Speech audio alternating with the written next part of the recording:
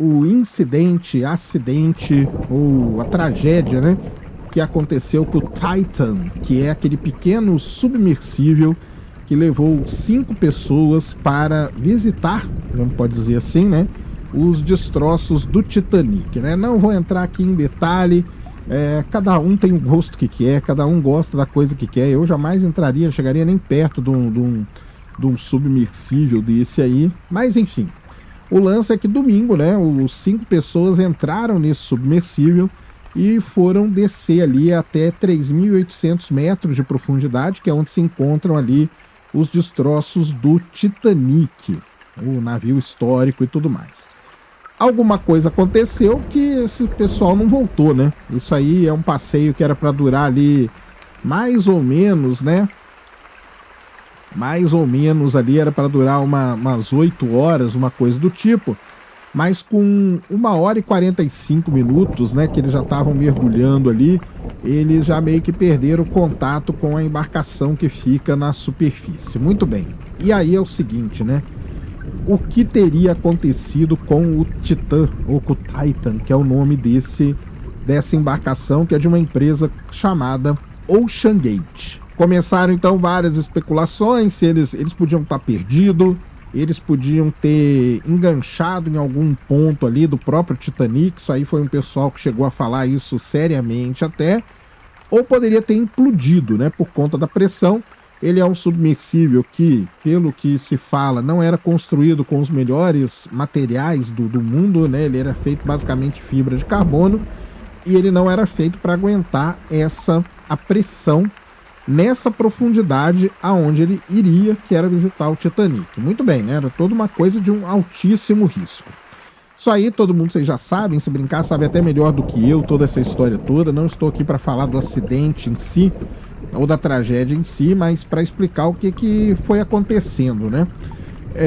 Então, chegou um momento que você precisa usar equipamentos altamente sofisticados, altamente tecnológicos, que tenha capacidade de operar em águas profundas e ultra profundas. Para quem nunca participou na vida de uma operação em alto mar, pode pensar assim, caramba, né? Pra quê, né? Porque coisa besta, deve ser fácil. Você mergulha ali e acha o equipamento. Não é fácil, não é fácil. Toda operação em alto mar, ela é muito complicada. Você tem muitos fatores ali que estão jogando contra você. Além de você estar operando, no caso nesse caso específico, você está operando numa lâmina d'água de 3.800 metros, que a gente considera água ultra profunda. Lembra-se que o fundo do oceano, embora seja representado no desenho como um negócio retinho, ele não é. Ele tem montanhas, ele tem desfiladeiros, ele tem um monte de coisa. É muito complexo tudo aquilo ali. O fundo do mar não é uma coisa fácil. Você não tem iluminação nenhuma. Quando você chega ali nos 30, 40 metros, já está tudo escuro, é um breu total. Ou seja, é uma operação muito complicada de ser feita e existem poucos equipamentos no mundo que são capazes de operar de forma assim perfeita nessas condições. 2 deles foram levados para lá. Um deles é o chamado Victor 6000 e o outro é o chamado Odisseu 6000. Eles são o que a gente chama de ROV, que é o Remote Operated Vehicle, chamado de ROV mesmo, a gente chama de ROV quando tá. Basicamente quase toda a plataforma de petróleo usa ROVs mais simples, né? Mas ela usa, por quê? Para fazer operações ali em águas profundas, determinadas operações você não tem como fazer com o ser humano, você usa esse ROV. O submersível, ele é um tipo de veículo conhecido como HOV, que é ROV também, né? Se a gente fala com o português, né? Que é o Human Operated Vehicle, tá? Então tem essa diferencinha aí para vocês. O Odysseus, ele é de uma empresa de pesquisa chamada Pelagic Research Service e ele anda num navio, né? O navio que carrega ele é um navio chamado Horizon Arctic, tá? Que é o navio que carrega ele, porque ele é um robozão que não é fácil também lidar com ele não, tá? É um robozão que é muito pesado, tem todo um equipamento ali para ser levado. O legal dessa empresa aí é que ela presta muito serviço na área de petróleo, na área de pesquisa de petróleo. Quando a gente faz um levantamento de dados chamado de sísmica, que é fazer, né, explosões ali controladas para fazer uma radiografia da Terra, não é explosão com bomba não, tá, pessoal? É bolha de ar. Existe um tipo de levantamento que você espalha o cabo no fundo do mar, chama Ocean Bottom Cable. E esse robô, o Odisseu 6K, ele é especializado em espalhar esse equipamento no fundo do mar. Ou seja, ele é um robô para isso, ele é feito para operar nessas condições. Muito bem, esses robôs chegaram lá, os dois, o Odysseus e o Victor 6K, desceram, conseguiram descer, porque eles conseguem 6K, esse 6K quer dizer que eles operam até em águas, em até profundidades de 6.000 metros, ou seja, 3.800 para eles está tranquilíssimo. Eles levam câmeras 4K, iluminação, eles levam tudo que você precisa para fazer esse tipo de operação. Desceram com esses robôs e o que aconteceu? O Odysseus 6K encontrou 2 campos de detritos, que a gente chama. Ou seja, ao analisar as imagens, que aí são imagens mesmo de 4K, imagens muito boas, o pessoal que estava em terra, principalmente o pessoal da guarda costeira, os especialistas nesse tipo de situação, ao analisar ali os detritos, chegaram à conclusão de que houve um acidente catastrófico, que a gente chama. Ou seja, o HOV, o submersível, ele estava, o Titan, né? Ele estava descendo e num determinado momento não aguentou a pressão e ele implodiu. Ele não explodiu por conta da pressão. A pressão é muito alta, ele acabou sendo amassado, como se você amassasse uma latinha de refrigerante. Os tripulantes devem ter morrido quase que instantaneamente. O pessoal até está falando, né, que das mortes que eles poderiam ter, porque pode ter faltado oxigênio, um monte de coisa. Essa aí talvez, né, tenha sido a maneira menos dolorosa, sei lá, porque ele é um negócio instantâneo, não tem o que fazer. E os detritos foram encontrados a uma distância ali mais ou menos de 500 metros do Titanic. Então, e encontraram ali uma parte traseira do submersível, encontraram uma tampa ali inferior também dele. E agora estão encontrando várias coisas, estão saindo as imagens aí desses detritos que eles estão encontrando. Corpo praticamente não vai ter, o pessoal já falou que não vai ter corpo nenhum, mas já anunciaram aí que realmente, né, eles não sobreviveram por conta de tudo isso. Ontem mesmo, né, lá no Ciência Sem Fim, eu cheguei a falar, né, nessa profundidade não tem jeito, cara, você é totalmente esmagado, né, então é isso basicamente que aconteceu. Lógico que vai ser feita aí toda uma investigação para saber por que isso aconteceu, qual que era o material que era construído o Titan, por que não foi feito todos os requisitos de segurança, o que faltou e tudo mais. Então tudo isso agora vai ser trabalhado, vai ser investigado para chegar na causa, né, e do que pode ter acontecido com isso. Mas é isso que eu queria deixar aqui, né. A gente gosta de falar muito de ciência, né, e mais uma vez foi a ciência que foi usada aí para poder chegar, porque esses equipamentos, eles são equipamentos científicos, tanto o Odysseus quanto o Victor são equipamentos científicos usados para pesquisa marítima, pesquisas em oceanografia, pesquisa, levantamento de dados na área de petróleo e tudo mais. Então tá aí, só a ciência mesmo para poder achar essas coisas, porque a gente é aquele negócio, né? Por que investir em coisas desse tipo? Porque um dia isso vai ser preciso. Um dia vai ser preciso. E a tecnologia, ela tá aí. Então, esse que é o lance. É triste, tudo é muito, né? É triste pra caramba, né? Um acidente desse tipo, né? É um negócio realmente que não é legal. Mas tá aí. Pelo menos chegou ao fim a novela do Titan, o que aconteceu com ele. Então ele foi implodido e quem encontrou precisou chamar o poder da ciência para poder encontrar os detritos, graças aos ROVs Odysseus e ao ROV aos ROVs, né? Odisseus e Victor, que conseguimos fazer isso por conta dos equipamentos especializados para operar nesse tipo de condição. Beleza? Antes de falar e mostrar aí as supostas criaturas alienígenas, a gente precisa dar um contexto para toda essa situação. Vem ocorrendo aí toda uma movimentação dos governos, né? Começou com o governo dos Estados Unidos, isso, de fazer audiências públicas, onde, aliás, o Brasil já até teve também, viu? No Brasil teve isso também. E nos Estados Unidos, que é o que teve as mais importantes até agora, audiências públicas no Congresso, onde são ali discutidos, apresentados, são conversados, tudo sobre o tema da ufologia. No caso, hoje eles chamam de UAPs, que são fenômenos aéreos não identificados. Então, lá nos Estados Unidos já fizeram, o David Grush, aquele cara lá participou muitas outras pessoas, os comandantes lá da Força Aérea, os Mariners e tudo mais. Amanhã, aliás, falando nisso, amanhã sai o relatório oficial da NASA sobre a investigação que eles fizeram dos UAPs. Eu vou transmitir ao vivo para vocês tudo isso a partir do meio-dia, tá marcado. Então, na hora do almoço amanhã temos essa transmissão aí para todos vocês, beleza? Muito bem. E agora, né, na verdade, no dia de ontem, no México, acabou acontecendo a audiência pública do governo mexicano sobre os fenômenos anômalos não identificados.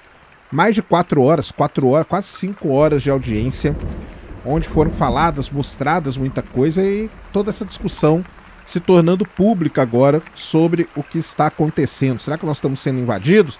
Será que são apenas drones militares, drones do próprio país? Será que são armamentos militares de outros países? Será que são fenômenos atmosféricos? Será que são balões? O que será que são esses fenômenos aí avistados? Muito bem. Então, lá no México, ontem, ficaram aí quase 5 horas discutindo sobre isso, mostrando lá um monte de coisa. Até que, num determinado momento, teve o ponto alto de tudo isso, quando um ufólogo veio, então, apresentar algo muito interessante. Ele, primeiro, que é o Jaime Maussan, tá? Esse cara, ele já é um jornalista, um ufólogo muito conhecido, tá? Ele não é de agora que ele apareceu. Quem acompanha aí o mundo da ufologia sabe, conhece bem esse cara. E ele foi lá, falou tudo que ele tinha que falar. E aí ele então chegou perto de 2 caixinhas, 2 caixões, parece 2 caixões, e abriu esses caixões mostrando para o público, para todo mundo, né, o que estava acontecendo. Ali dentro daqueles caixões ele tinha dois seres, né, mumificados, ou melhor, fossilizados, se é que a gente pode dizer melhor, né, ali, e ele alegou, né, com toda a certeza dele, de que esses seres, eles não fazem parte. O jeito que ele falou foi o seguinte: essas espécimes aí mumificadas não fazem parte da nossa evolução terrestre. Ele falou que 35% do DNA é desconhecido desses seres que ele apresentou ali. As alegações não foram provadas, tá? Não foram provadas. E, na verdade, muita gente, daqui a pouco eu vou falar para vocês o que seriam esses seres aí, porque eles também já são mais ou menos conhecidos aí no mundo da ufologia, tá? Então ele mostrou para as autoridades dos Estados Unidos e para os membros do governo mexicano, primeiro, vários vídeos, né, de UAPs, fenômenos anômalos não identificados, mostrando as luzes, mostrando aquela coisa toda, até que ele trouxe as duas múmias ali de supostos alienígenas. Ele falou que essas múmias foram encontradas em Cusco, na região de Cusco, no Peru. Não são mexicanas, tá?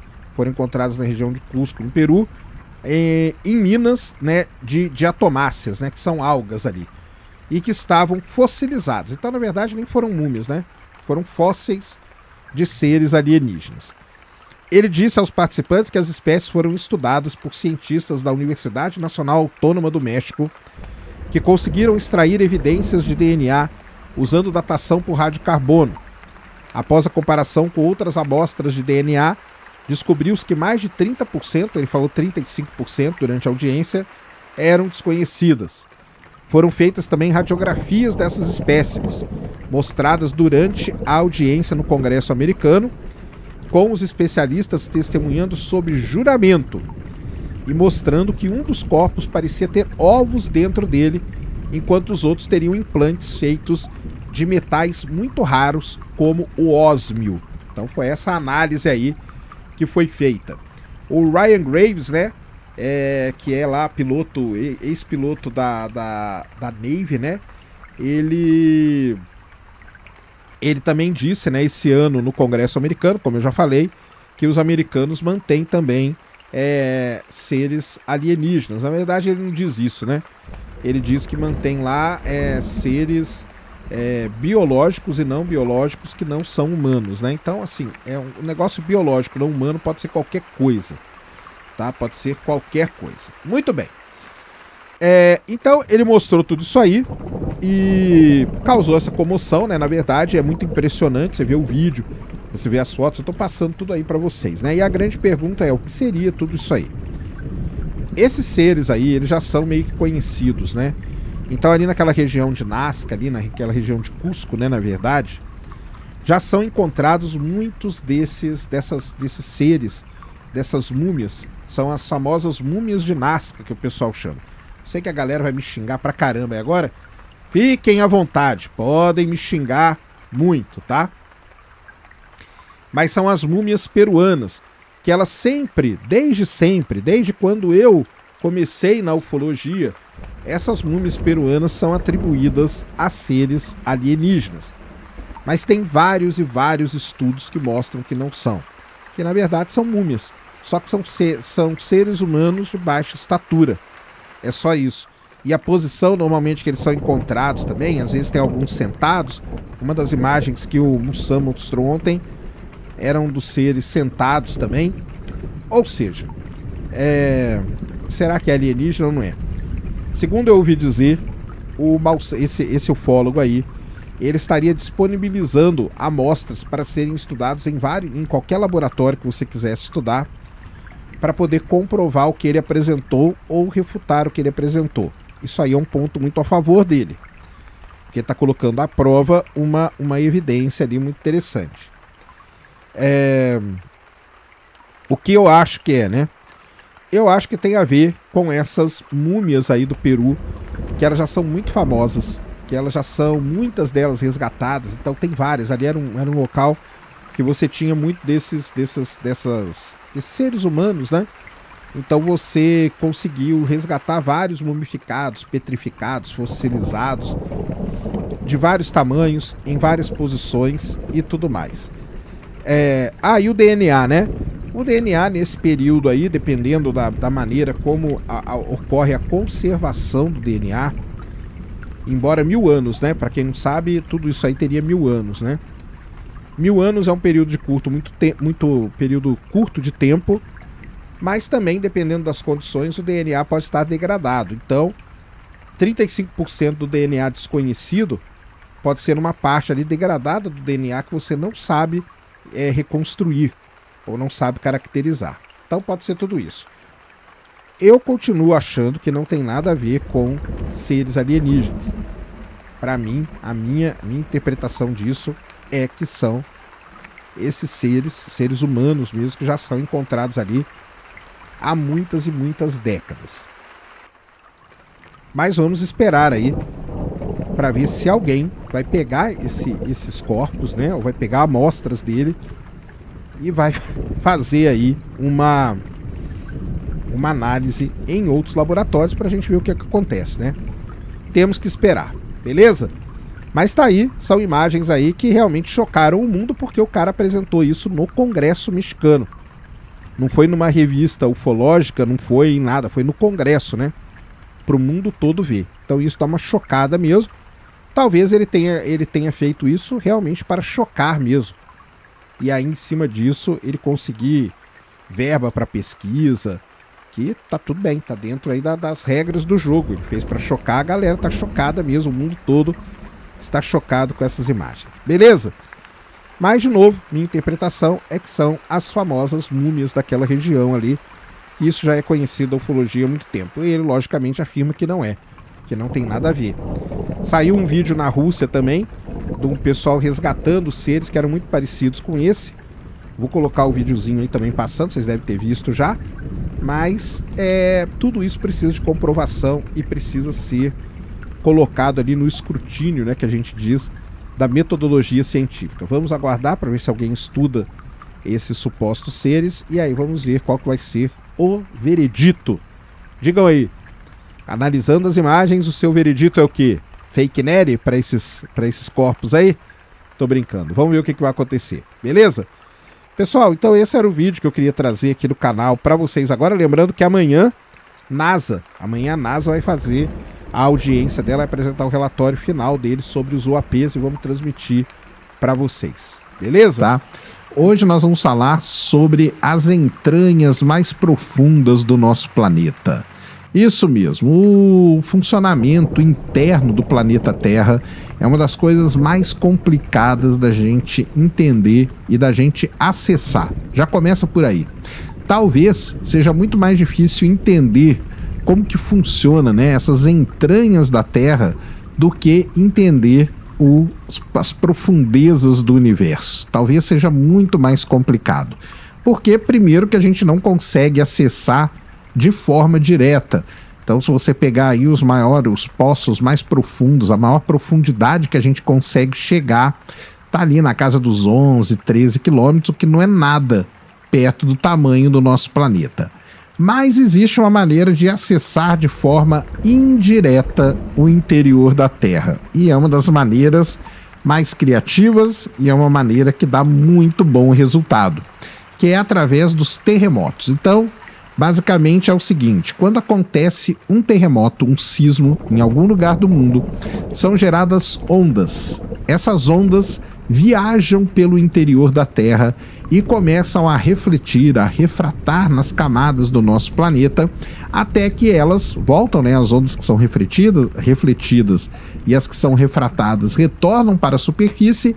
E se você tem um equipamento que é uma estação sismológica, você registra essas ondas.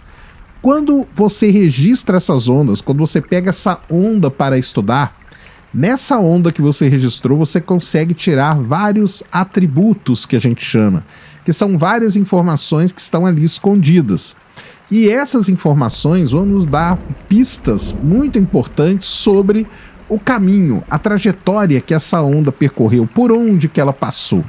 E é assim que a gente consegue fazer algo que seria muito parecido com uma radiografia do planeta Terra. Aliás, dentro dessa área de sismologia tem uma área muito proeminente, muito importante, que é chamada de tomografia sísmica, que nada mais é, tomografia todo mundo conhece, né? Os exames de tomografia. Tomografia sísmica é você usar as ondas sísmicas para fazer uma tomografia do interior do planeta Terra. E é assim que os pesquisadores conseguem descobrir coisas muito interessantes. Por exemplo, conseguem descobrir que no meio do manto terrestre você pode ter pedaços de placas flutuando. Foi assim que eles descobriram aquelas bolhas que ainda são meio misteriosas que tem no interior da Terra. Foi assim que eles descobriram, por exemplo, que o núcleo interno da Terra, ele não gira bonitinho como a gente pensa que gira. Ele gira meio cambaleando, meio balançando de um lado para o outro, meio bamboleando ali no interior da Terra. Foi assim também que a gente descobriu, que os pesquisadores descobriram, que no manto da Terra podem ter resquícios do pedaço de Teia, que foi aquele objeto que bateu na Terra para criar a Lua. Ou seja, as ondas sísmicas dão informações muito relevantes e muito interessantes, e é uma das únicas maneiras, talvez a única maneira da gente acessar as grandes profundezas da Terra. A Terra, que estruturalmente ela é dividida em crosta, que é onde a gente vive, o manto, o núcleo externo e o núcleo interno. Essas partes a gente não consegue acessar. Então no manto, por exemplo, você tem as câmaras magmáticas, os dutos, né, de magma ali que levam para a geração dos vulcões. Nas zonas de subducção você consegue fazer estudos muito legais, onde uma placa está entrando embaixo da outra, e é assim que nós vamos entendendo como funciona o planeta Terra, ou pelo menos tentando entender. Uma outra grande vantagem de usar dados sismológicos, que são os dados de terremoto, é que nós temos um histórico muito grande. Então nós temos registros de terremotos há muitos e muitos anos. E esses registros são feitos em estações, muitas delas hoje são chamadas de observatórios sismológicos. Aqui no Brasil a gente tem alguns, talvez os mais importantes sejam o Observatório Sismológico da USP e o Observatório Sismológico da UNB. Muito bem. O que acontece então? Os pesquisadores, os geofísicos, eles ficam estudando essas ondas, os terremotos, para tentar entender como que funciona, qual que é o mecanismo, né, que mantém o nosso planeta vivo, como que funciona o nosso planeta Terra. E numa dessas pesquisas, alguns geofísicos lá da China descobriram algo muito interessante. Existem determinados sismos e determinadas distâncias entre o sismo, o terremoto e a estação, que essas ondas chegam a cruzar o núcleo interno da Terra. Você precisa de uma distância muito grande em graus, isso aí na casa dos 135, 150 graus, ou seja, é quase do outro lado do mundo, né? Quando você tem terremoto do outro lado do mundo, você, por exemplo, lá no Japão, e a gente registra aqui no observatório da USP ou da UNB, essas ondas provavelmente passaram pelo núcleo interno e a gente consegue estudar. Passou pela camada, a gente começa a estudar.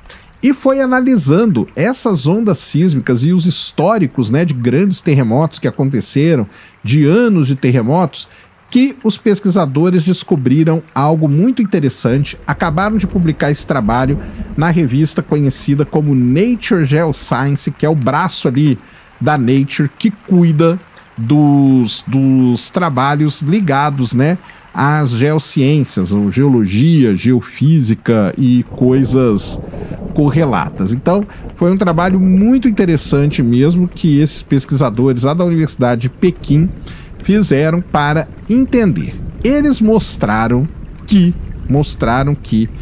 aparentemente, de acordo com os dados que eles obtiveram, o núcleo interno da Terra parece ter parado de girar. Olha só que coisa. E parou e começou a girar de novo. Só que ele começou a girar na direção oposta do que aconteceu há décadas passadas. Isso mesmo que esses pesquisadores conseguiram.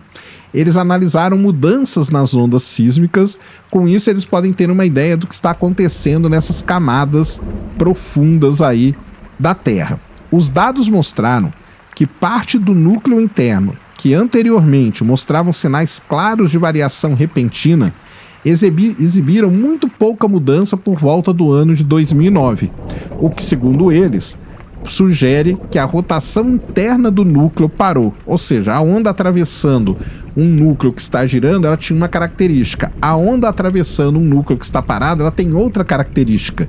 Então, estudando a característica das ondas, você consegue chegar nessa conclusão. Eles também perceberam mudanças notáveis nas ondas que começaram por volta ali do início da década de 70, sugerindo que essa pausa, na verdade, faz parte de uma oscilação do núcleo interno da Terra. Olha só que coisa doida. O núcleo interno da Terra, ele, de tempos em tempos, ele está girando de um lado, daí ele para, começa a girar do outro. Depois ele para, volta a girar do outro. E isso, sabe o que é mais legal em tudo isso? Que esse intervalo de tempo é um intervalo de tempo de década. O que na geologia, na geofísica, é algo muito rápido. Aliás, é algo que o ser humano consegue estudar. Porque a boa parte dos eventos geológicos, geofísicos que a gente tem, são eventos que duram centenas, milhares de anos e a gente não consegue estudar. Agora, eventos que duram décadas, a gente consegue ver isso acontecer. E isso é que é muito legal. Então, os dados estão mostrando que o núcleo interno está gradativamente voltando, né? Ou seja, girando na direção oposta que ele estava. Então, o núcleo parece ter, e esse até é o nome do artigo aí escrito pelos pesquisadores, que é a variação multidecadal do núcleo, da rotação do núcleo interno da Terra. Ou seja, de décadas em décadas, de intervalos, né, de espaçamento de décadas, o núcleo da Terra apresenta uma variação na rotação. Então ele está girando, ele para e depois ele volta a girar para o outro lado. Algo muito interessante mesmo. Lembrando só que tudo isso, tá? Essas movimentações do núcleo interno, o núcleo externo, porque o núcleo interno, para quem não sabe, ele é sólido, né? O núcleo externo da Terra, ele é liquefeito, que a gente diz. Tudo isso, né? Existe acoplamentos entre essas camadas que não são muito bem resolvidos ainda. Então, o núcleo interno da Terra, ele está ligado ao campo magnético, um pouco ao campo magnético que é gerado pelo núcleo externo, né, que é o líquido ali, que é a parte liquefeita do núcleo, e está também ligado de forma gravitacional ao manto da Terra. Então tem toda uma complexidade, que a gente chama isso de complexidade geodinâmica, que não é uma coisa assim muito bem resolvida até o momento. Não existe, por exemplo, um consenso entre os geofísicos de como que essas coisas acontecem. Mas os dados estão mostrando que você tem esses movimentos estranhos. E esses movimentos e essa variação estranha, ela pode levar a várias consequências. Por exemplo, variação no campo magnético da Terra, na deriva do polo magnético da Terra, variação nas anomalias magnéticas que a gente tem na Terra, por exemplo, a anomalia do Atlântico Sul, isso aí pode ter um impacto nisso, coisas que a gente ainda não sabe. Só para vocês terem uma ideia aqui, ó, entre 1990, de acordo com os dados, e 2005, a taxa desse movimento do núcleo acelerou de menos de 15 km por ano para cerca de 50 a 60 km por ano. E é provável que esse fluxo crie bolhas magnéticas. Sabe aquelas bolhas que a gente não tem a solução para elas? Então pode ser que seja essa variação que está criando aquelas bolhas que a gente encontra no manto da Terra. Ou seja, é muita coisa interessante acontecendo com o próprio planeta. A gente fica olhando aí muito pro espaço, né? Porque a gente gosta pra caramba, mas no interior da Terra tem muita coisa acontecendo e tá aí um trabalho muito legal mesmo, um trabalho muito interessante, mas não precisa se preocupar, porque as coisas estão mudando desde que você está aí. Então, por exemplo, se você tem 40 anos, né? Você já passou por 4 dessas mudanças e nada aconteceu na sua vida. Então fique tranquilo, isso não vai destruir a Terra, isso não vai acabar com o campo magnético da Terra. Esse é o comportamento de um planeta que é vivo, que é o nosso planeta Terra e que tem essas movimentações todas essas heterogeneidades, todas essas variações que precisam ser levadas em consideração. Então está aí um trabalho muito interessante mesmo sobre essa variação multidecadal que acontece com a movimentação ou com a rotação do núcleo interno da Terra. Aqui no Brasil, como eu tenho postado aí, o pessoal tem até reclamado, né? Que nós vamos arder no mármore do inferno. Isso mesmo, hein? O negócio tá feio, um calor lascado, incêndios, né? São milhares e milhares de focos de incêndio espalhados pelo Brasil todo e a fumaça tomando conta do país, a fumaça que você pode ser de qualquer lado que você for, de qualquer ideologia que você for, mas a fumaça atrapalha pra caramba. Eu, por exemplo, viajei pra Joinville e meu avião não pousou lá por causa da fumaça. Ontem eu tava no aeroporto e os aviões para o Rio Grande do Sul os voos para o Rio Grande do Sul estavam sendo cancelados, ou seja, dá muito problema e tem várias causas aí enfiadas nisso aí. Tem uma parte que tem a parte criminosa da parada nesses incêndios, tem uma parte ali que poderia ter sido evitada neste momento por causa das condições climáticas especiais que nós estamos vivendo. Podia ter esperado para tacar fogo um pouco depois. Então, o problema, a questão é, né? Tudo isso é monitorado, tudo isso era meio previsto e falta aí ações, né? Pra gente poder ficar, né? Como o pessoal diz, né? Ficar cantando aí não vai adiantar nada. Tem que ter ações práticas. Mas, enquanto aqui no Brasil a situação tá desse jeito, lá no deserto do Saara aconteceu algo excepcional. O deserto do Saara, para quem não sabe, é um dos desertos mais secos do planeta Terra, caracterizado aquelas dunas gigantes, é o deserto, né? O desertão do Saara. Todo mundo aí já viu, deve ter visto o Rally Paris quando existia, né? Agora mudou, né? mas quando era Rally Paris-Dakar e tudo mais. Então, assim, são nada mais nada menos que 9,2 milhões de quilômetros quadrados no norte da África, caracterizados por dunas de areias, planícies rochosas, montanhas. O clima é árido, temperaturas que ultrapassam 50 graus Celsius. E a precipitação, a chuva no deserto do Saara, não ultrapassa pouquíssimos milímetros, tá? Vegetação escassa, a vida, né, que tem ali é sempre adaptada. Ali tem uma via ali, é um local extremo do planeta para se viver. Ou seja, quase não chove no deserto do Saara. Agora, o que aconteceu?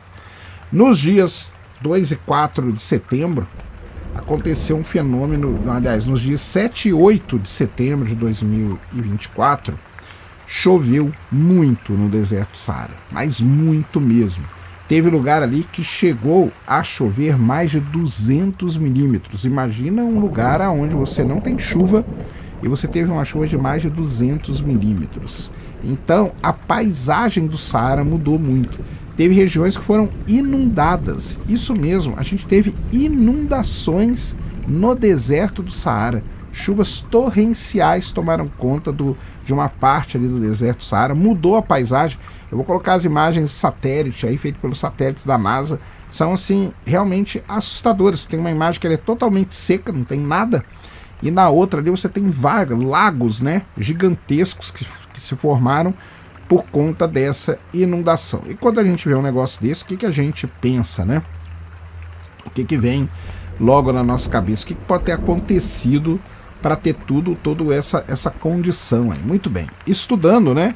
Então, nos dias 7 e 8 de setembro, um ciclone extratropical incomum atravessou o noroeste do deserto do Saara, trazendo essa chuva torrencial ali que atingiu Marrocos, Argélia, Tunísia e Líbia, basicamente. A tempestade se formou no Oceano Atlântico e se estendeu para o sul, puxando a umidade da África Equatorial para o norte do Saara.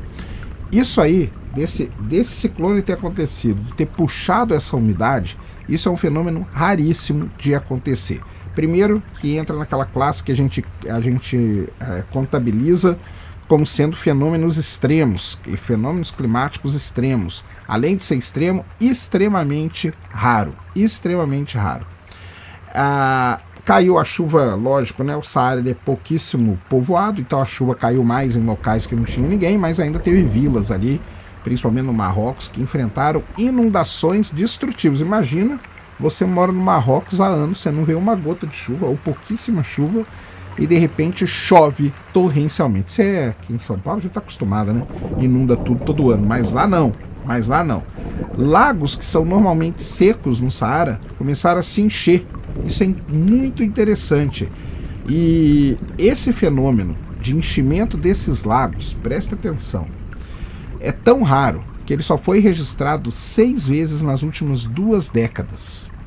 Olha isso, tá? E aí o pessoal começou a estudar, né? Tem os climatologistas, os meteorologistas, estudam tudo isso e eles estão tentando entender a relação que tem entre esses ciclones extratropicais que se formam e os eventos de precipitação intensa e numa época específica que é o verão. A grande questão é o seguinte: nós estamos falando que essas coisas são muito espaçadas. Com as mudanças que estão acontecendo, todo esse tipo de fenômeno pode ficar muito mais intenso e muito mais frequente. E aí, uma população ali, uma civilização, né, vamos dizer assim, que não está acostumada, igual eu falei, né? Aqui em São Paulo já está acostumado todo ano, enche tudo, está tudo bem, já é a vida que segue. Agora, num lugar onde você não tem esse costume, começa todo ano a ter inundações, todo ano a ter uma precipitação violenta dessa, isso muda drasticamente. Então, é isso que está acontecendo. Como eu falei aí, tem falado, né? O planeta Terra está muito louco, né? Muito louco, com chuvas torrenciais no Saara, inundações no deserto. Sabe o que é isso? A gente viu inundações no deserto. E, enquanto isso, o Brasil ardendo aí em fogo. Então, temos que tomar conta do nosso planeta. Senão, o grande filtro vai chegar. E provavelmente nós não vamos passar dele, não. Será que o grande filtro é esse? Será que nós estamos vivendo aquele momento ali? Isso eu falo muito na minha palestra, tá? Na minha apresentação lá no teatro. Que as civilizações, né, elas passam por filtros. E um dos filtros pode ser a própria autodestruição. Será que nós estamos perto deste ponto? Não quero assustar ninguém, não. Mas tem que tomar cuidado com o planeta. Tá vendo aí? E como eu falei, isso aí não é só uma questão atmosférica. Isso afeta a vida diretamente de muitas pessoas. Então tá aí para vocês refletirem um pouco sobre tudo isso aí que está acontecendo no Brasil nesses dias. E além disso, tudo está acontecendo lá no deserto do Saara, com inundações no meio do deserto mais seco do planeta. Beleza?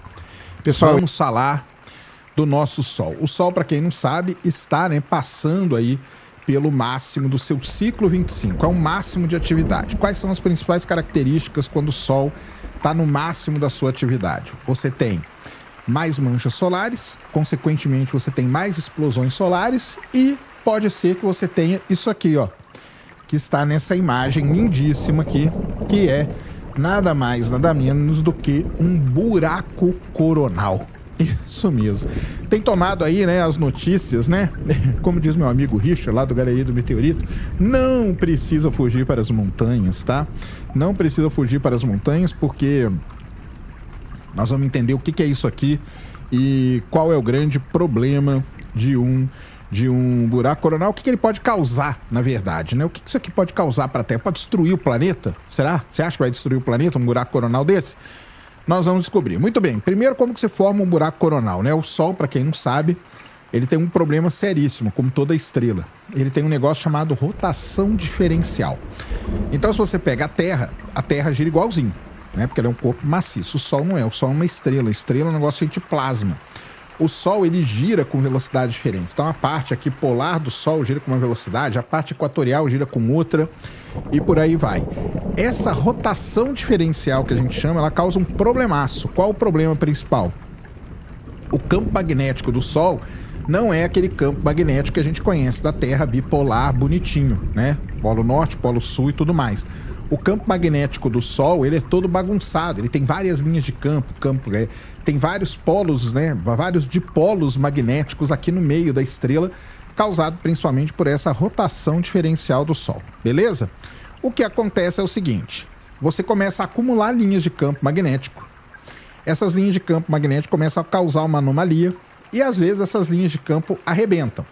Dependendo da maneira como elas arrebentam, elas formam as explosões solares, as flares solares, são causadas por isso. Quando é um feixe muito grande de linhas de campo se arrebentando, forma até o que a gente chama de uma ejeção de massa coronal, ou seja, é tão violenta aquela explosão que sai um pedaço, é como se fosse um pedaço de massa ali saísse do Sol, que é quando vem partículas muito carregadas para a Terra, atingem a Terra e causam o que a gente fala aí das auroras, né? Principalmente o principal efeito hoje, basicamente, são as auroras boreais, auroras austrais. Muito bem.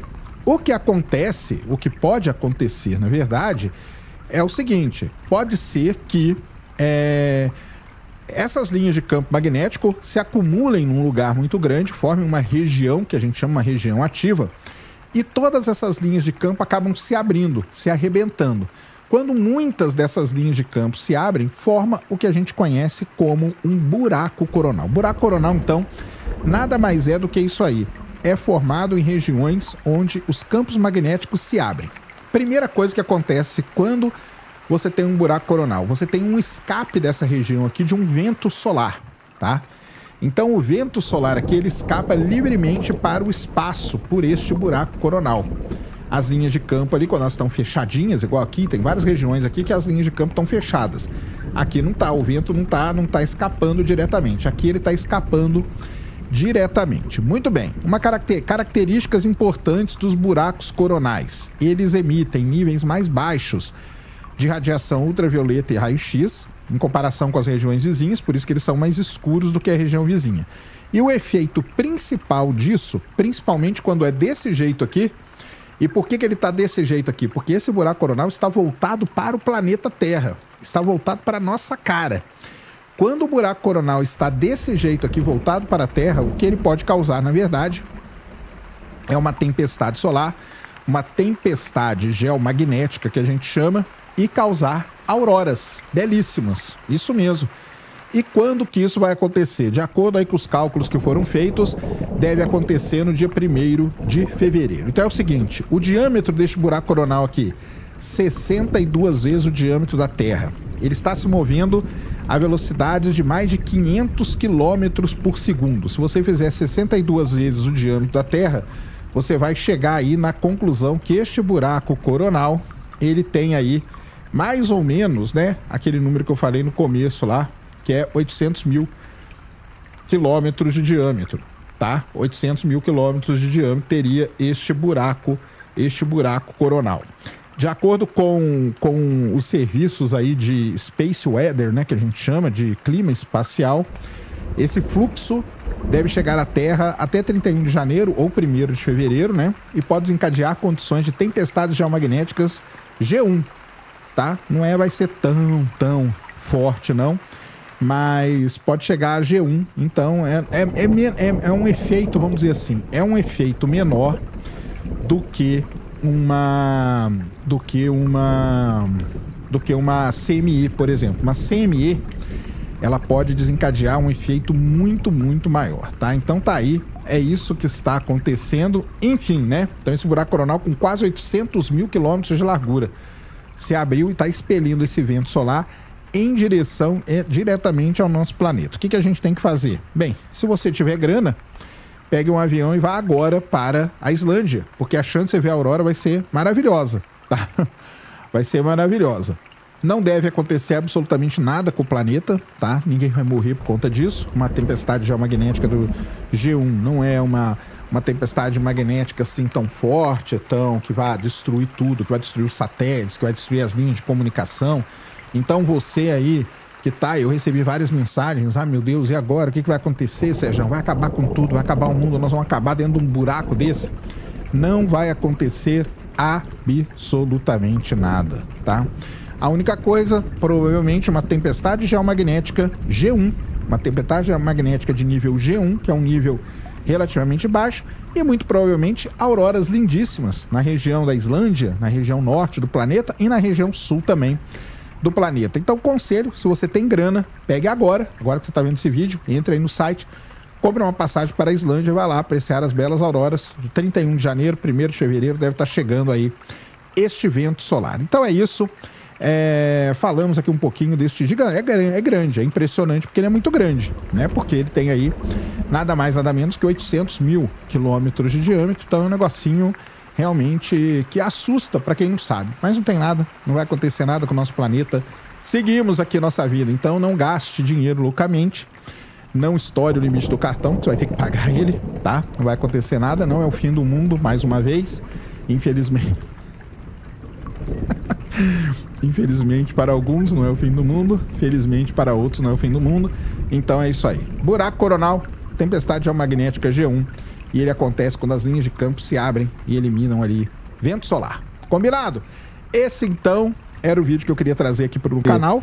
Faz tempo, né, que a gente não fala do telescópio espacial James Webb. Muito bem, né? Normalmente o centro de uma galáxia das grandes, onde você tem um buraco negro supermassivo, esse local não possui estrelas jovens. Não é esperado encontrar ali naquela região estrelas jovens. Você deveria encontrar estrelas mais velhas, porque elas fazem parte ali do início da formação da galáxia. Para vocês terem ideia, né?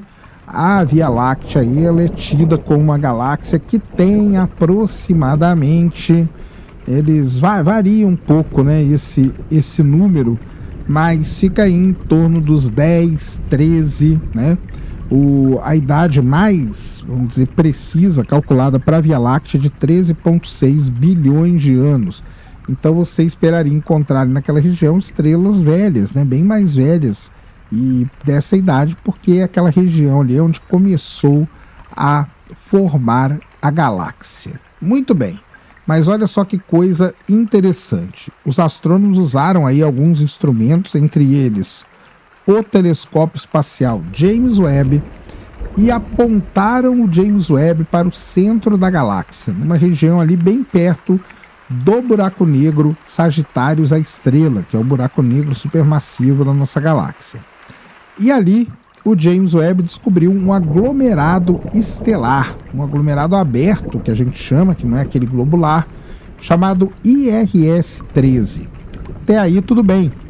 O negócio é que ele começou a... Na verdade, esse IRS-13 ele é conhecido, não foi descoberto agora, tá? Ele já é conhecido há mais de 20 anos, mas o James Webb, com o seu poder de observação, conseguiu ver ali direitinho e começou então a calcular a idade das estrelas. E é aí que veio a grande surpresa para os astrônomos. As estrelas ali naquele aglomerado, elas têm apenas 100 mil anos de vida. Como pode isso? E elas estão do ladinho do Sagitário da Estrela, que é onde a gente esperaria encontrar estrelas muito, muito velhas.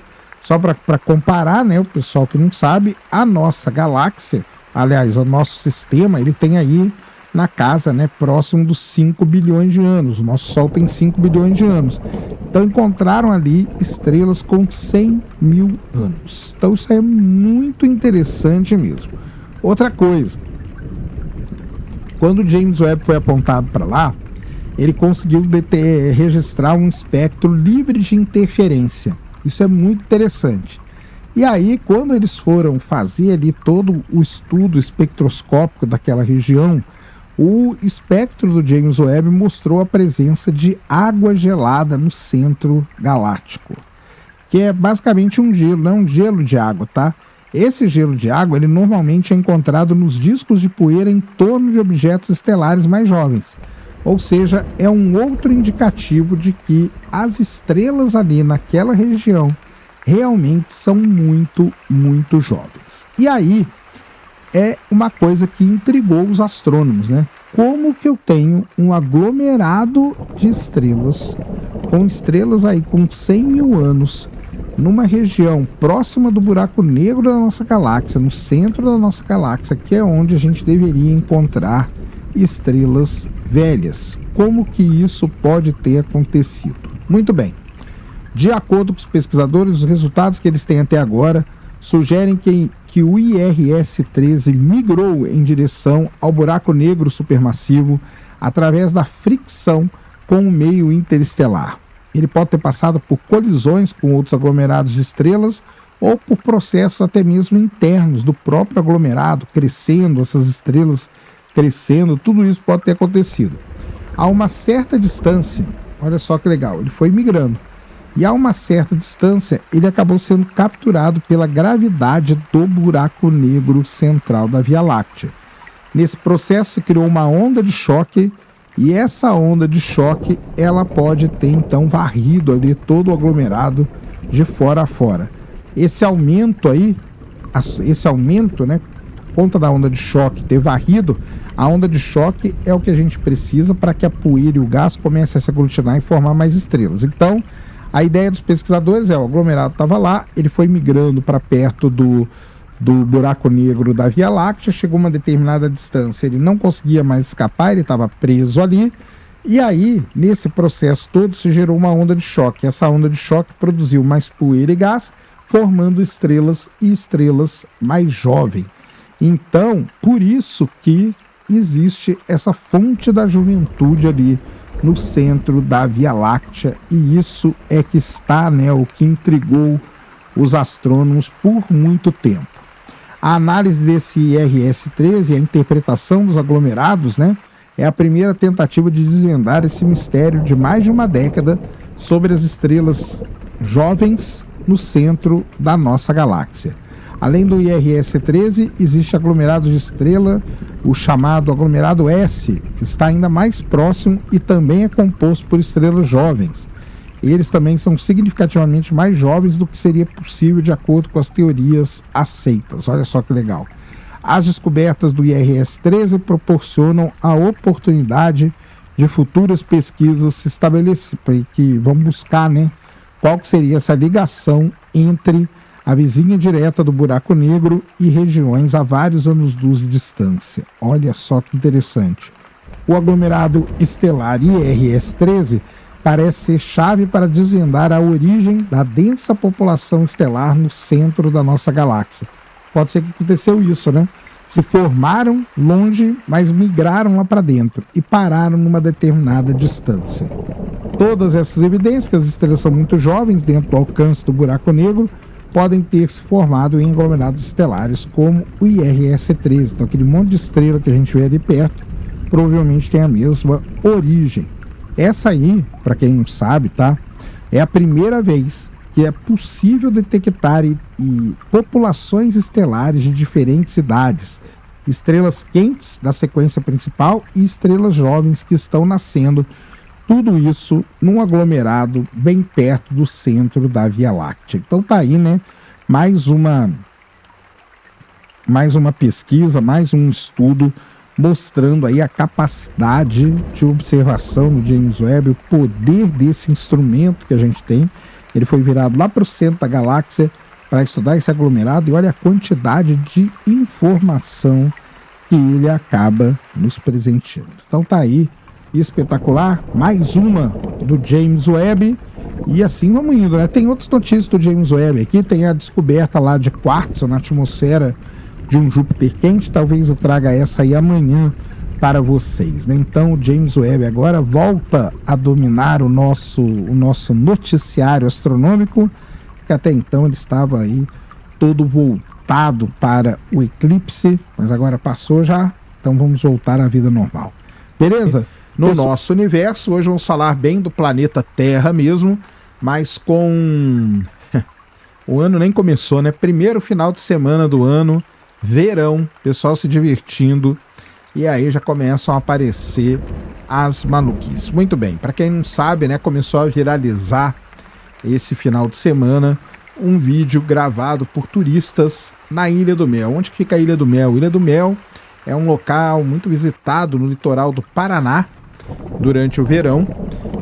E ali você tem morros, né, pequenos morros, pequenas montanhas, pequenas trilhas que você pode fazer. E você vai lá se divertir muito na Ilha do Mel. Muito bem, então estavam lá uns turistas passeando ali pela praia da Ilha do Mel, quando então apontaram suas câmeras para um morro que tem ali, um morro conhecido, se não me engano, é o conhecido como Morro do Sabão, que é um morro ali, um morro bem conhecido ali naquela região da Ilha do Mel. E dali o pessoal então fez imagens muito estranhas a princípio. Quando você olha assim uma primeira vez, as imagens parecem muito esquisitas. Mas o que acontece, né?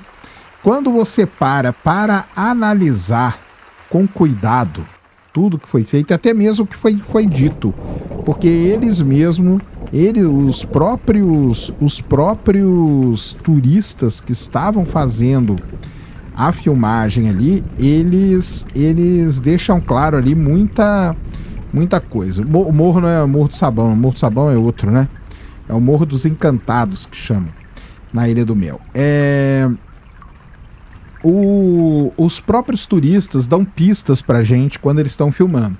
Porque, primeira coisa que eles falam, que lá foi filmado de um iPhone, se eu não me engano, um iPhone 13, e a filmagem foi feita usando muito zoom da câmera do iPhone. Esse negócio de zoom é até bom a gente falar às vezes, né? Fica aí até a dica, né? Muita gente fala das câmeras P900, P1000, que tem um zoom excelente e tudo mais. Só que, pessoal, elas têm um zoom digital que chama. É muito diferente você comprar uma lente, por exemplo, de 1000mm, que é um zoom ótico, por isso que a lente custa absurdamente cara, do que você pegar e fazer um zoom digital com uma câmera qualquer dessa. Então, se você ter uma ideia, uma lente com uma lente de 1500mm, ela vai custar 3 vezes o preço de uma P1000. E a P1000 ela promete um zoom, se não me engano, até 3000mm. Por quê? Porque a partir de um determinado ponto o zoom dela é totalmente digital. No celular também, então o zoom que você dá ali no celular é um zoom digital. Por isso tem muita imagem que é feita com zoom que as pessoas reclamam. Se você pegar o seu celular aí agora, colocar ele com a câmera e der o máximo de zoom dele, você vai ver que imagens vão ficar distorcidas. Isso é um efeito que acontece do zoom digital da câmera. Então, essa é uma primeira coisa. A pessoa que estava ali filmando, ela usou um telefone celular e deu um grande zoom digital nisso. Quando ela dá esse grande zoom, as imagens já começam a ficar distorcidas. Em cima do morro, lá do Morro dos Encantados, lá em cima vão pessoas, porque existem trilhas que chegam até lá. Não é um local, porque muita gente começou a falar, como que vai ter pessoas normais lá, se é um local totalmente isolado. Não é um local totalmente isolado. Na verdade, é meio que um passeio típico ali na Ilha do Mel. É você subir a trilha desse morro e lá de cima você vai ter uma vista bonita da praia e tudo mais. Então você tem pessoas ali andando ali o tempo todo. Então foi isso que aconteceu. Alguém estava na praia, viu pessoas lá em cima, na hora que você deu um zoom máximo, a pessoa vai aparecer toda deformada, ela está contra o sol, tem toda uma questão ali de iluminação, de posição, está sendo filmada de baixo para cima, está sendo filmada com um grande zoom, está sendo filmada a grande distância. Uma outra coisa muito interessante, muita gente chegou a falar que eram gigantes com 3 metros de altura. Uma coisa que é muito complicado nesse caso é você estimar a altura de algo que está sobre o efeito de tudo isso, que eu falei. Não tem como você comparar, por exemplo, uma árvore que está numa determinada posição com a pessoa que está lá em cima sofrendo todos os efeitos que eu falei. Você não tem essa comparação, ela não pode ser feita. Então, estimar a altura e falar gigantes de 3 metros foram vistos ali na Ilha do Mel, isso aí não pode nem ser dito, não tem como, você não tem, vamos dizer assim, informações suficientes para estimar a altura do objeto ou da pessoa que estava ali. Outra coisa, mas aí você vai lá e do lado da pessoa tem árvores grandes. Não tem árvore grande, você vê as fotos de lá. Lá em cima desse morro você não consegue ter árvores grandes, o terreno ele é rochoso, né? É um terreno, então não tem como nem ter raiz profunda e árvores muito altas. O que você tem ali são arbustos no máximo, coisas baixas, então também não dá para fazer essa comparação. Então você tem que tomar muito cuidado com o que está aparecendo por aí das pessoas comparando, afirmando que esses supostos gigantes teriam 3 metros de altura. Isso não existe, não tem como você estimar tudo isso. E para finalizar, na verdade a gente já sabe até quem estava lá em cima, porque um jogador de basquete chamado Felipe Mota, se você procurar aí, ele tem 2 metros de altura praticamente, 1,98, 99, coisa assim, 2 metros. Ele falou que era ele que está naquelas imagens lá, porque ele subiu lá para fazer imagens lá de cima. Tanto tem uma imagem que você vai ver que eles estão meio que filmando, assim, parece que é uma pessoa filmando com o próprio celular. Então ele mesmo já falou, caramba, eu não posso nem subir na montanha, eu sou tão alto que eu não posso nem subir numa montanha, que já vou me comparando com um gigante e já vão publicando isso em redes sociais e fazendo todo esse estardalhaço. E uma coisa muito interessante que eu vi agora no finalzinho do dia foi o seguinte: o próprio governo paranaense, né, não ia ficar de fora, vão aproveitar, né? E o governo do Paraná soltou a seguinte nota, né? Surreal o que rolou na Ilha do Mel. O verão maior, Paraná é outra história e até seres estranhos vieram conferir. E você vai ficar de fora? Confira agora a programação da Ilha do Mel. Então tá lá, o verão maior Paraná. O verão do Paraná é de outro planeta. Então, assim, o pessoal aproveitou, né? Isso aí a gente deixa porque tá até certo, né? Tem que aproveitar mesmo, igual Varginha se aproveita muito do ET de Varginha. O governo paranaense colocou uma foto ali. Então você vê bem a foto que o governo colocou, que é uma pessoa que está totalmente distorcida por conta do zoom que foi aplicado na câmera, por conta da iluminação, por uma série de fatores. Então não tem absolutamente nada de gigante. Outra coisa, você acha que se um ET, imagina que um ET, um ser, desça ali na Ilha do Mel. Primeiro, cadê a nave dele, né? Ele chegou do nada? Então não teve avistamento de nave hora nenhuma, de coisa assim, hora nenhuma. Então, isso também é outro indício. Cadê a nave do tal do gigante? Outra coisa, o gigante, ele ia chegar e ia ficar ali de bobeira. Vou ficar aqui meio que tirando foto para cá, tirando foto para lá, aproveitando aqui a Ilha do Mel. Dificilmente isso iria acontecer também. se um ser vai visitar um outro planeta, ele ia estar ali tentando procurar coisas, né? Fazendo tudo, fazendo pesquisa, pegando pedaços de rocha, coisa do tipo, né? Não ia ficar ali meio que como se ficasse tirando foto. Então, tudo isso você tem que levar em consideração na hora que você vê algo desse jeito. Então, não tem como você fazer isso.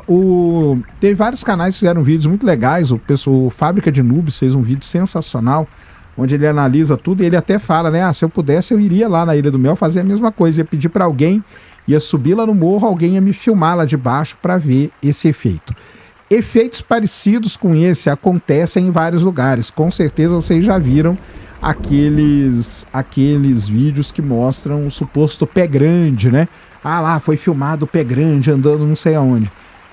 Basicamente o que acontece é isso. A pessoa está muito longe, ela dá um zoom digital muito grande numa câmera e aí vai aparecer que você tem esse efeito, né? De ser uma pessoa grande demais, então não tá. Então o zoom digital está no máximo. Tudo isso aí que eu falei é que, vamos dizer assim, refuta muito bem o lance dos gigantes da Ilha do Mel. Não é nada ufológico, não fomos visitados dessa vez e te garanto, cara, eu te garanto com muita certeza o seguinte: se uma raça alienígena viesse para a Terra, provavelmente não seria a Ilha do Mel que ela ia escolher para pousar e se apresentar para a humanidade, ficar lá de cima do morro dando bobeira, né? Pronta para ser... Imagina que você visita um planeta. Nós pegamos a nossa nave aqui e fomos para um planeta. Aí a gente achou lá um lugar, caramba, ó, aquele lugar ali parece uma praia. Vamos ficar ali em cima do morro de bobeira, assim?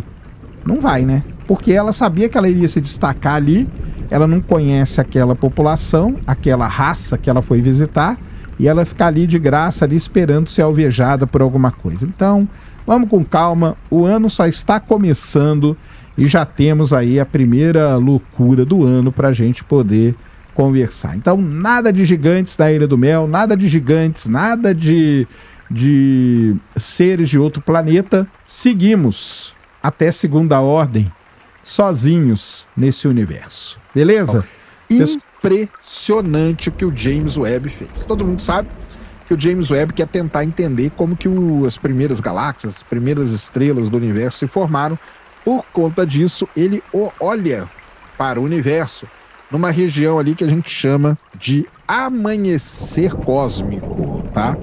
Então, amanhecer cósmico seria aí o que aconteceu, né, nos primeiros 400, 500, 600, talvez milhões de anos após o Big Bang. E não é uma região fácil de olhar, você deve imaginar, são objetos muito apagados, são objetos talvez muito pequenos, são objetos que estão muito distantes, existe uma incerteza muito grande nas observações, mesmo aquelas feitas com o James Webb, com o que é que seja, não tem como, é muito complicado.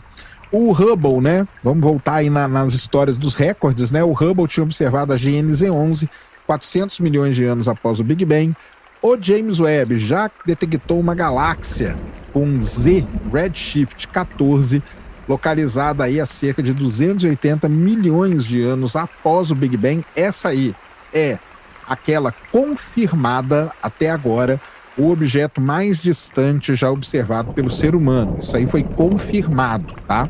Porém, os pesquisadores agora usaram dois levantamentos, um chamado MIDS e outro chamado NGE, e encontraram 9 candidatos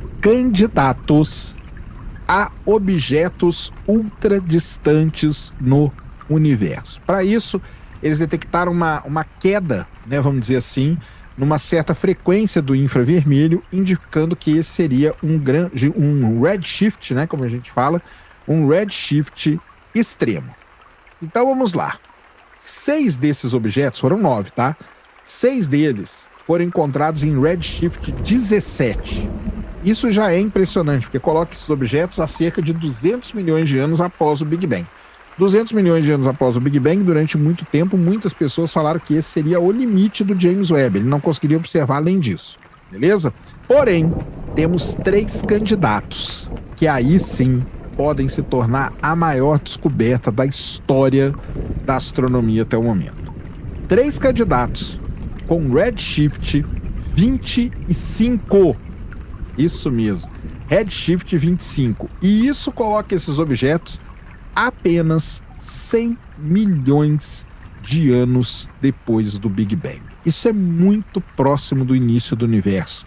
Isso nós estamos ali, ó, talvez no ponto mais distante que a gente consiga chegar. Agora, uma coisa muito importante para vocês entenderem. Quando você faz astronomia, né, você tem 2 paradas. Eu já expliquei isso aqui, mas é sempre bom explicar de novo, né? Existe um negócio chamado fotometria, que você analisa a imagem e a partir da imagem ali você calcula a distância, as idades, como nós fizemos aqui, ou você faz toda a parte ali de espectroscopia. Quando você faz a espectroscopia, aí o dado ele é muito mais preciso e muito provavelmente isso pode confirmar ou não aquela observação anterior. Então, um ponto aqui muito importante que eu tenho para dizer é o seguinte: essas distâncias que eu estou falando aí, de 200 e de 100 milhões após o Big Bang, não são confirmadas ainda, tá? Ainda não são confirmadas, são preliminares, tá? Elas foram calculadas ali pela queda na curva de luz. Para ter certeza agora, é preciso fazer a confirmação espectroscópica, que analisa a luz ali, ó, que calcula realmente o redshift, beleza? Mas a questão é a seguinte: e se confirmar? O que seriam esses objetos? O que seriam esses objetos? Muito bem. A estimativa dos pesquisadores é que eles tenham 10 milhões de vezes a massa do Sol, tá? E uma idade de 30 milhões de anos. Ou seja, eles são muito macios e eles são muito jovens. E também eles têm pouca poeira e emitem muita radiação ultravioleta, o que pode indicar as famosíssimas estrelas de população 3. O James Webb, o que é a tal da estrela de população 3? O James Webb, o sonho dos astrônomos é detectar as tais estrelas de população 3. Essas estrelas de população 3 são as primeiras estrelas do universo. As primeiras estrelas do universo. Será que é isso mesmo? Pode ser. Pode ser que seja isso. Tá? Além disso, né, isso aí resolveria vários problemas. Mas além disso, esses objetos podem ser algo muito mais interessante. Eles podem ser buracos negros. E aí você vai falar o seguinte: mas aí tá tudo errado. Porque como que eu vou ter um buraco negro gigantesco no começo, né, com o universo com apenas 100 milhões de anos? Não teve nem tempo desse buraco negro crescer. E qual é a explicação?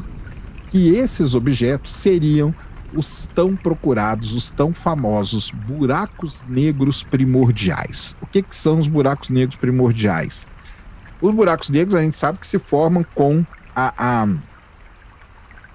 as estrelas de grande massa que acabam morrendo em supernova e aí viram um buraco negro dependendo da massa que resta dela e tal.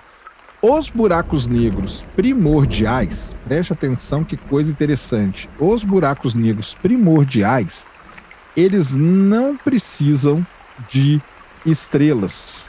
Eles se formariam a partir de nuvens de gás e poeira gigantescas. Essas nuvens de gás colapsariam direto para buracos negros, que a gente chama de buracos negros primordiais. Então, isso é muito interessante. Então, eu vou mostrar aqui para vocês, né? Vocês vão ver.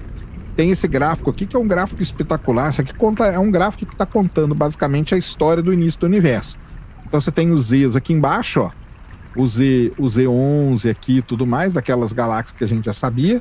Aí você tem aqui o Z17, né? E aqui começa, né? Então, você contar aqui os objetos, né? 1, 2, 3, 4, 5, 6, 7, 8, 9. Então são 6 objetos aqui no Z17 e 3 objetos aqui no Z25. O que podem ser esses objetos? Isso mesmo, ou, né, Pode ser galáxias e tal, pode, mas pode ser mesmo as buracos negros primordiais. Podem ser até as estrelas de população 3. Isso aqui é o objeto, ó. Isso aqui é o objeto. Então você tem aqui, ó, os vários objetos aí que foram estudados e se chegou a essa estimativa. Beleza? Então o que é preciso agora? Agora é preciso fazer mais observações. Fazer observações com o espectrógrafo, porque aí com o espectrógrafo você vai poder ter toda uma melhor definição desses objetos, tá? Mas o que você teria que fazer agora é isso. A continuidade do trabalho seria nada mais, nada menos do que pegar esses objetos aí e estudar eles, o espectro deles. Será que nós vamos confirmar? Será que aqui entre esses objetos estão os objetos mais distantes a observar? Lembrando que o mais distante está aqui no Z14, por aí Z15. Nós já temos coisa com Z17, com coisa até com Z25. Este é o poder aí do telescópio espacial James Webb, poder observar esse tipo de coisa. Então, ou buracos negros de massa primordial, que a gente chama, os PMH, ou estrelas de população 3, que seriam as primeiras estrelas do universo brilhando ali, ou até mesmo ali artefatos e coisa e tal, só que aí nós vamos ter que esperar a confirmação, tá? Quando que vai vir, não sabemos, né? Mas em breve aí nós devemos ter um estudo, ou comprovando tudo que esse estudo falou, ou refutando este próprio estudo, tá? Mas é assim que é feita a ciência, tá? É assim que é feita a ciência. Eu gosto de postar tudo aqui no canal, para a gente ter todo o histórico das coisas que foram acontecendo. Mas é assim que se faz. É assim que se faz. Beleza? Vamos torcer aí. Deixa aí nos comentários o que você acha que são esses objetos, ou estrelas, ou buracos negros primordiais, ou estrelas de população 3. Deixa tudo aqui nos comentários. Combinado? Meu nome é Sérgio Sacam, mais uma vez, né? Aqui você ouvindo aqui o nosso Space Today TV. Estudar o núcleo da Terra é algo muito difícil. Na verdade, eu fiz até o podcast lá, o Horizonte Eventos, sobre a Psyche, né? E a gente fala que o núcleo da Terra é um local inacessível. Inacessível mesmo. Diretamente, não dá pra gente estudar o núcleo da Terra. É impossível. A não ser no filme, né? O núcleo que o pessoal constrói, aquela nave, vai até o núcleo do planeta.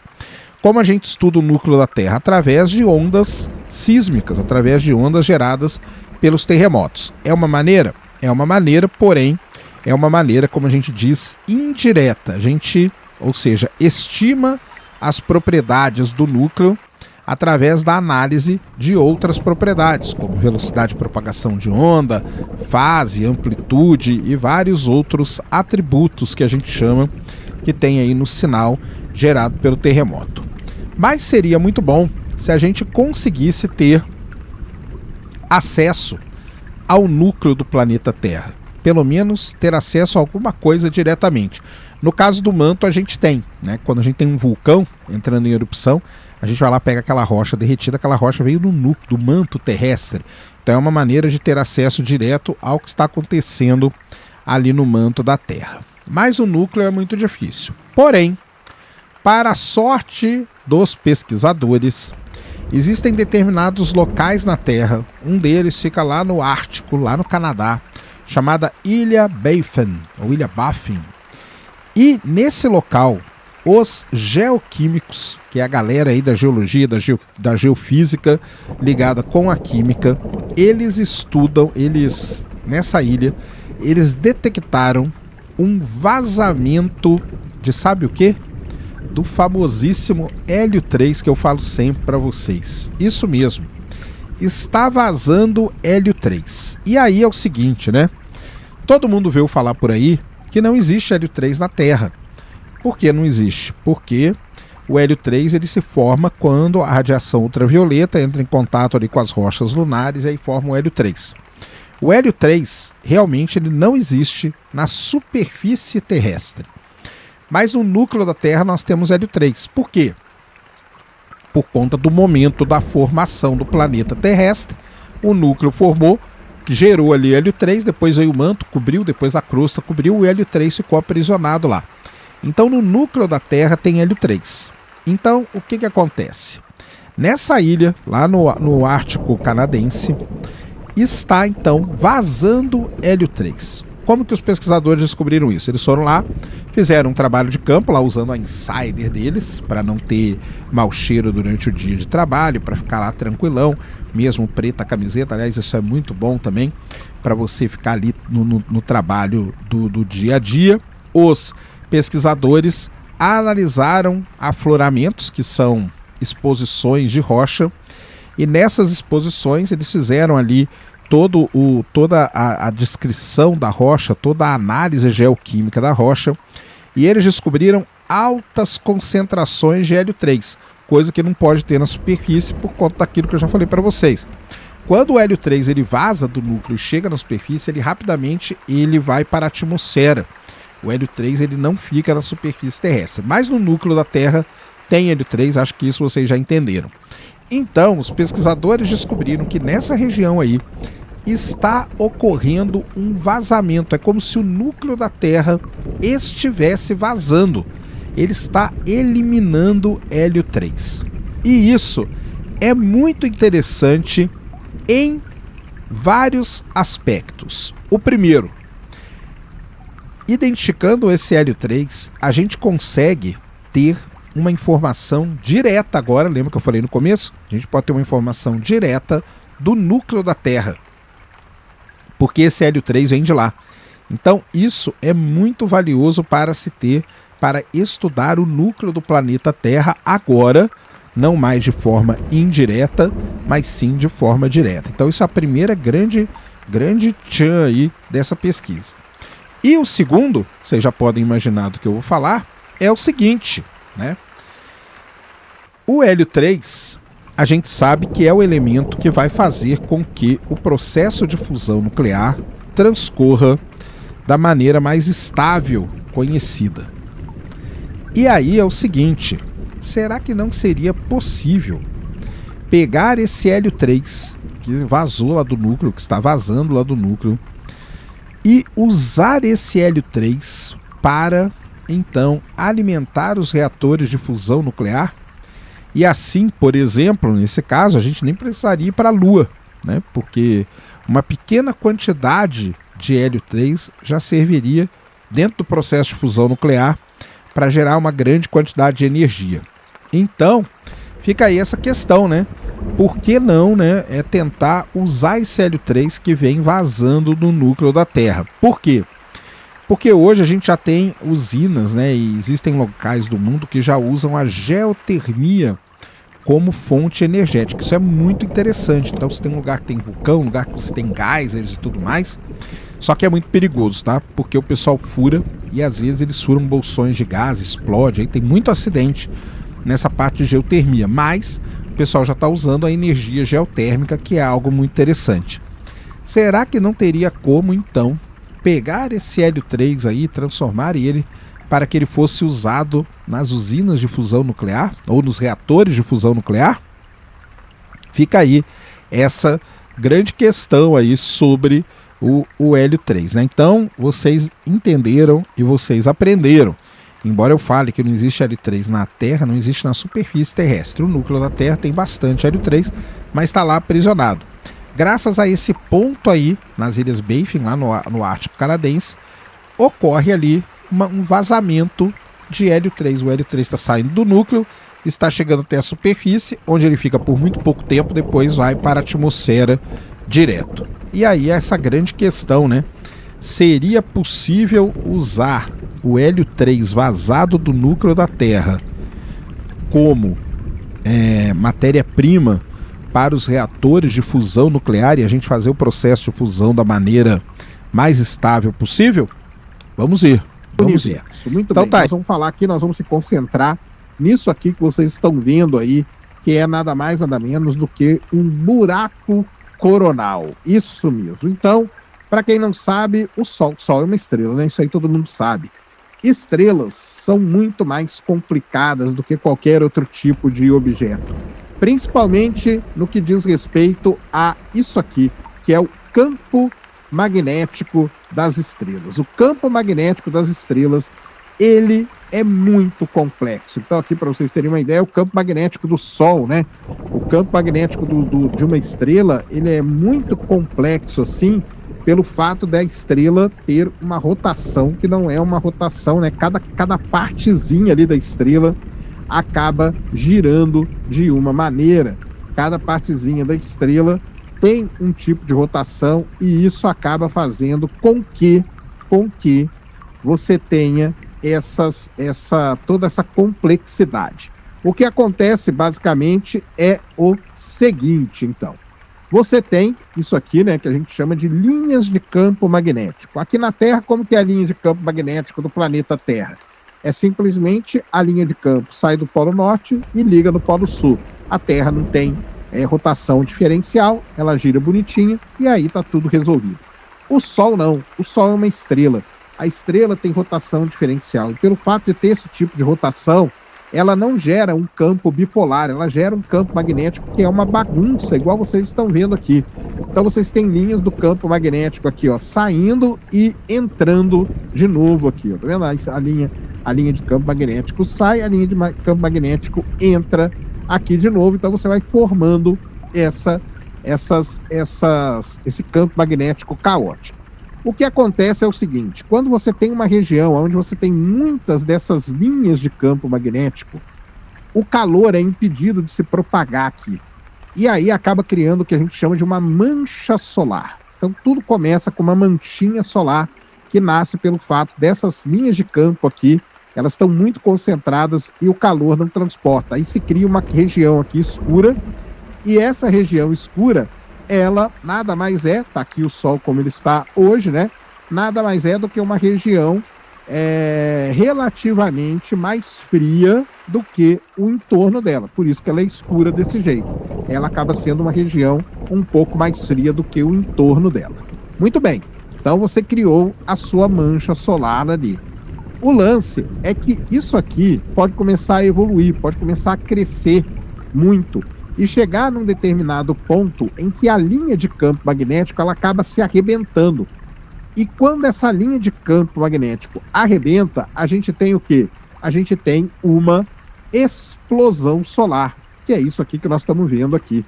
Então você tem essas explosões solares que a gente chama de flares.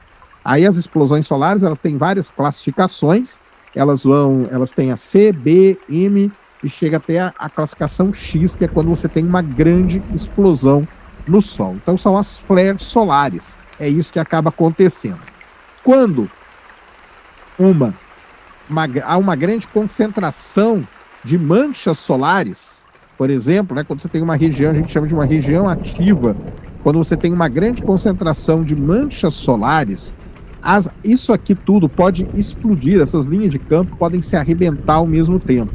E quando isso acontece, aí a gente tem o que a gente chama de uma ejeção de massa coronal, ou seja, sai uma grande quantidade de partículas carregadas do Sol e vão se propagando, que a gente chama de CME. Quando essa CME está apontada para a Terra, ela cria o que a gente chama de uma tempestade geomagnética. E as tempestades geomagnéticas são muito interessantes de serem observadas, de serem estudadas e tudo mais. Tudo isso que eu estou falando para vocês faz parte do que a gente chama de clima espacial. Muito bem. O problema é que pode ter momentos que muitas regiões ativas acabam se juntando uma com a outra. E aí cria o que os pesquisadores chamam de um arquipélago de manchas solares. E quando isso acontece e todas essas linhas arrebentam, acaba abrindo então um buraco aqui, ó, um buraco na coroa solar, tá vendo? Então isso aqui realmente é um buraco. Por que ele é escuro? Porque ele é muito mais frio do que a região ao redor. Por que ele é mais frio?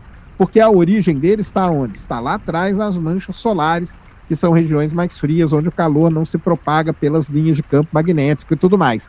Quando você tem uma grande concentração de manchas solares, você acaba então tendo um arquipélago, né, que eles chamam, um arquipélago de manchas, e você acaba tendo então o que a gente chama de um buraco coronal. É isso que acontece. E isso tem um momento certo para acontecer. Ele acontece a cada aproximadamente 11 anos, tá? A cada aproximadamente 11 anos. Por quê?